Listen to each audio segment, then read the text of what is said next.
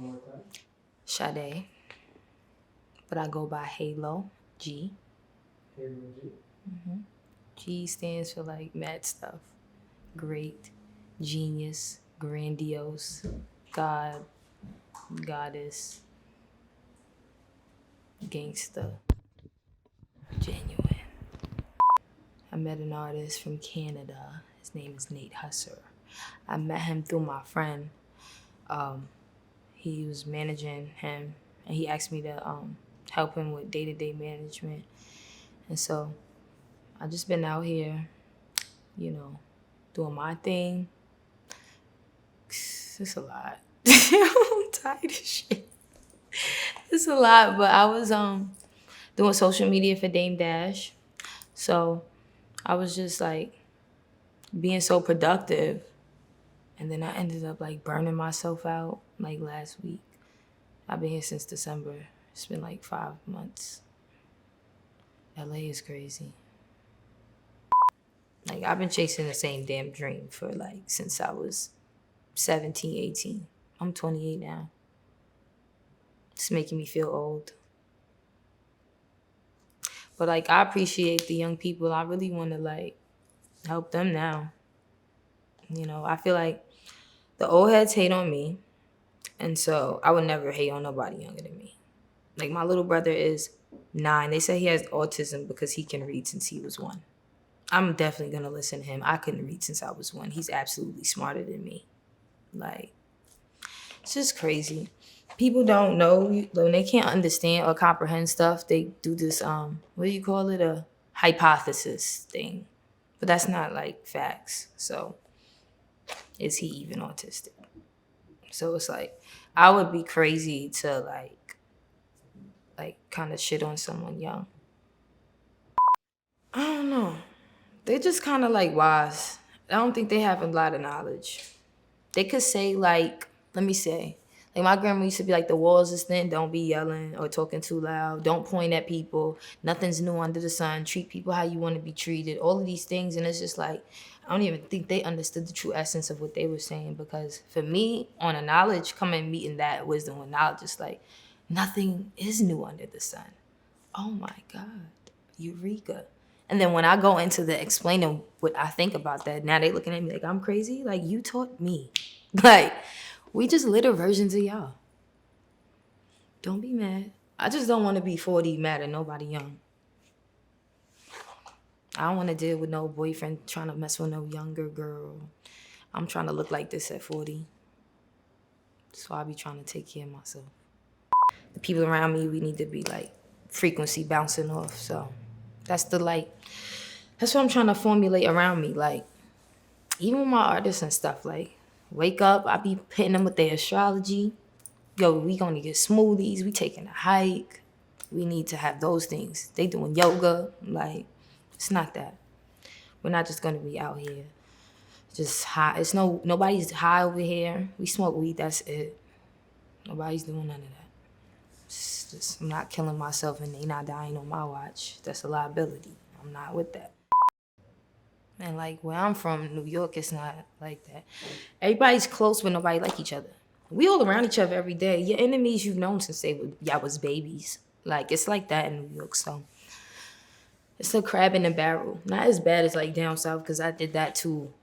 It's not that bad, but New York is definitely like, people want to see you win if you're gonna help them when you win. In New York, like, if you're not gonna like put people on, you might not be able to go back to that block. They might try to do you dirty because they still hungry and stuff, and they didn't do what you did, so now they mad at you. I don't really have that issue. My friends, I love my friends. I've had the same friends. I only had like one friend that I'm not cool with no more. She a Scorpio. One friend. I have the same friends since I was 7. I have all my same friends. I'm a Capricorn. I have to work. Like, I just have to work. Like, whatever it is, I gotta work. And I gotta make work for me. So this is the work that works for me. The only work that works for me. I tried jobs. I was a bartender. I don't drink. I ain't got my body done. I have an attitude problem. So like, I ran it up in there, but that wasn't me. That space is too low vibrational. And then, like, even with the music, I'm a songwriter. I have a bad habit of hiding, like, things like that. But, like, I write music. I actually record music.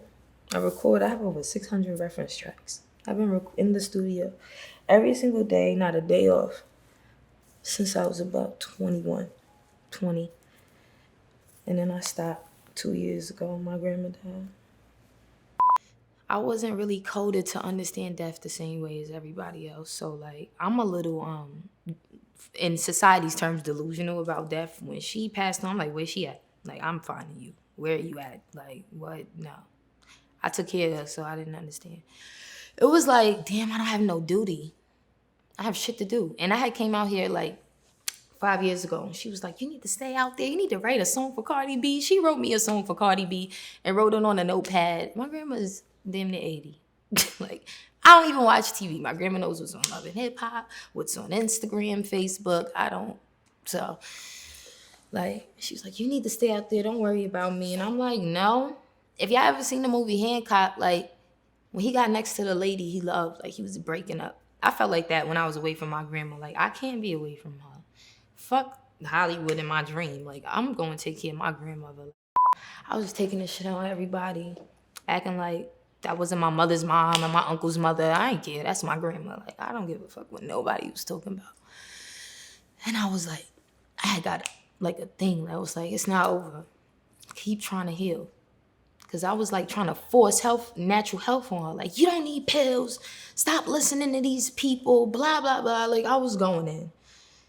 And, you know, I thought about it, I'm like, that's a grown-ass woman. She's an adult, and I can't force this on her. Like, and if she don't see me doing this stuff, like, who the hell am I? So, I don't know. Like, I just had to eat that.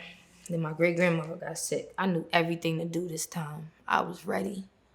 My father, my aunts, and all of them, the way I was acting when my grandma died, that's how they was about. I knew it was coming. That's their grandmother, and that's my great-grandmother. So it was a different connection. I was able to look outside myself and help her just for her. With my grandma, I wanted her healthy for me, like they did.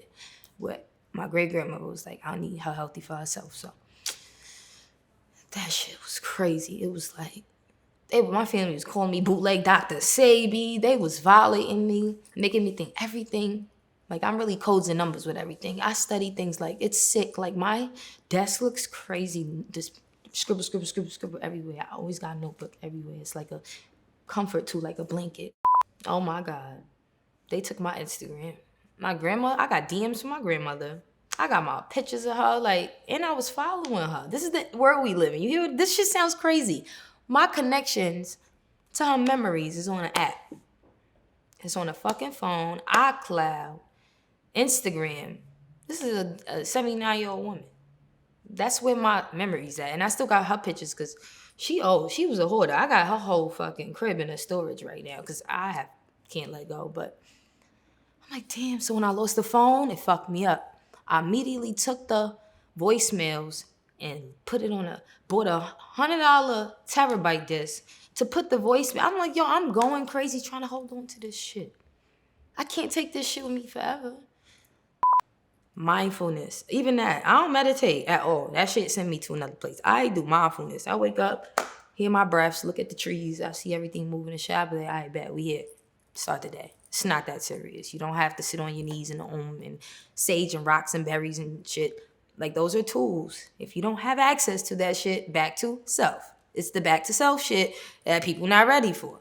And I think that's the wake-up call. Self. You sitting isolated in the desert with nothing at all you got is you. You ain't got a damn sage. You don't got a tarot card. You ain't got a church. You ain't got a teacher. You ain't got a mother, father, nothing. You just got yourself. How would you feel in that space? That's what I want to know. And, like, I changed a lot, like, of my energy towards things. Like, people was in foster care. People they was all getting raped and abused. And that stuff never happened to me, but I was almost in there acting like I almost didn't even care about my problems. And I was like, I shouldn't do that. There's some fucked up shit going on in the world I ain't know nothing about. I'm saying, what y'all stick all the girls in here? Like, I'm getting visits from my mother, sneakers, clothes, food, and these girls don't have a mother. They calling my mother mom. I'm like, and then I'm getting jealous wanting to fight. All types of crazy shit. Like, I went through so many learning experiences in life. And like, that's what I call them. Traumatic events, not many. Some, but more so learning experiences that shape how I maneuver. You know, I'm always on defense with them. My father just came home, and I feel like him and my mother, they always got something to say about me. Like, I'm 12 years old.